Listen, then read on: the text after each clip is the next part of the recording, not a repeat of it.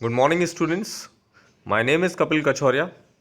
I am back once again on our e-lecture series based on Bundelkhand University, behalf of Pahalwan Guruddin Group of Institutions, Lalitpur.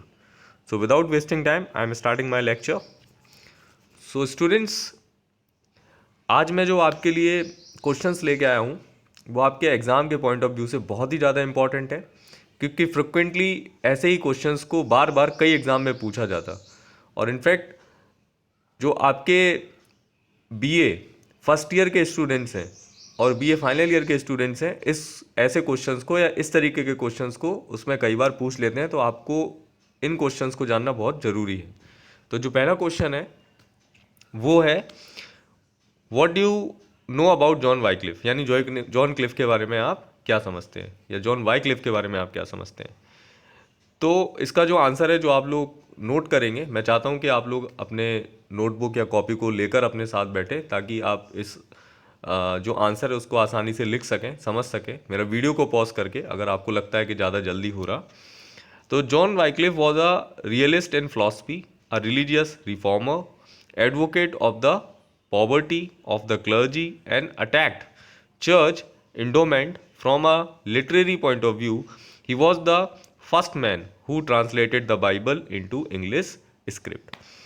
तो बहुत कुछ important हो जाता इस answer में, जैसे John Cliff was a religious reformer, because मैंने इसको इसीलिए भी बोल्ड कैरेक्टर में दिखाया ताकि आप उस चीज़ को समझ सकें।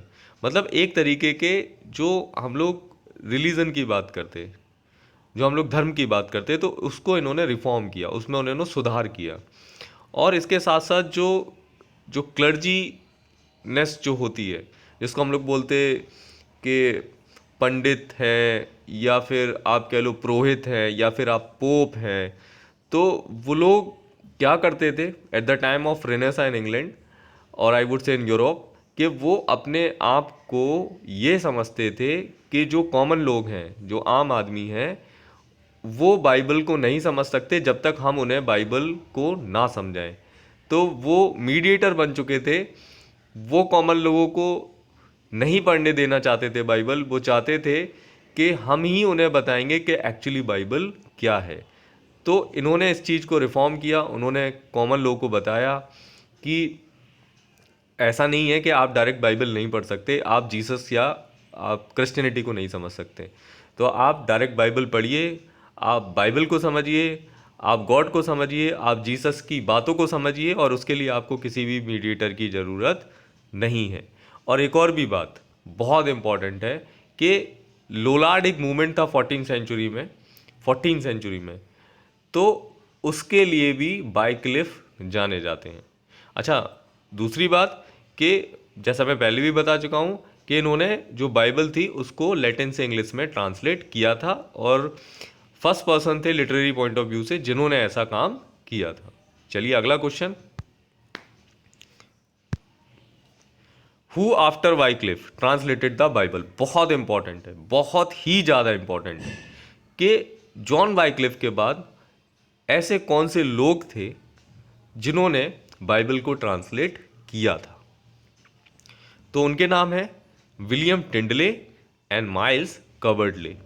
Translated the Bible after Wycliffe translation.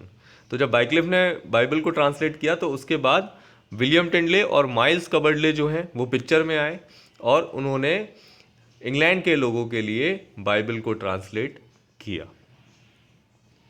Next question, what do you know about the Bible. बहुत इंपॉर्टेंट है ये भी, क्योंकि अगर आप इंग्लिश लिटरेचर को पढ़ते हैं तो आपको बाइबल को समझना ज़रूरी है।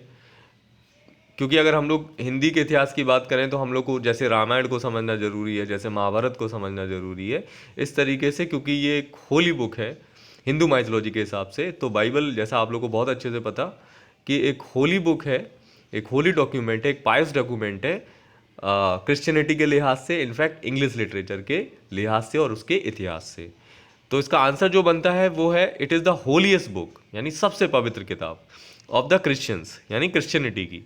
And whatever has been included in the Bible, जो कुछ भी बाइबल में है, is said to have been spoken by Jesus Christ, ये जीसस क्राइस्ट के द्वारा कहा गया है। The book consist of the Old Testament and the New testament.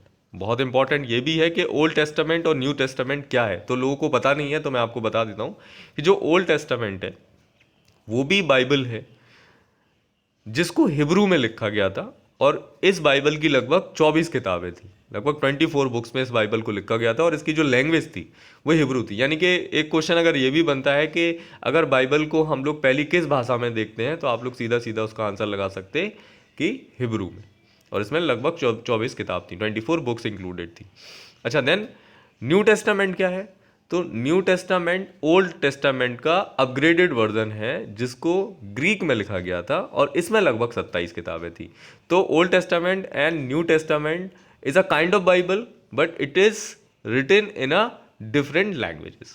So thank you so much student, मैं आज यहीं ख़त्म कर रहा हूँ। बहुत इंपॉर्टेंट क्वेश्चंस मैंने आपको बताए, आप इसको नोट कीजिएगा, लिखिएगा, और if you like my video then like it, share it and subscribe our YouTube channel for further notifications of my upcoming videos.